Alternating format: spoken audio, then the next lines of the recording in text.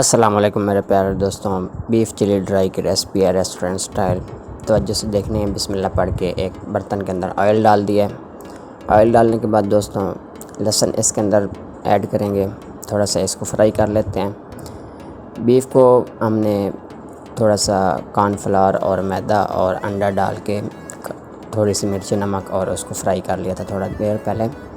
तो इस टाइम पे आके सब्ज़ मिर्चें और अदरक और मशरूम डालने के बाद इसको फ्राई कर लिया। थोड़ा सा फ्राई करने के बाद थोड़ी सी कुटी हुई मिर्चें रेड वाली डाली हैं और थोड़ी सी चीनी ऐड कर दी है।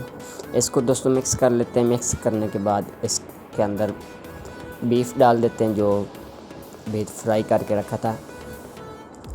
ज़्यादा फ्राई नहीं करना, बीफ सख्त ना होने देना।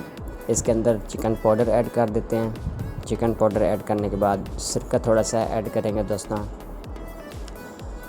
सिरके के बाद डार्क सोया सॉस ऐड कर देते हैं इसके अंदर।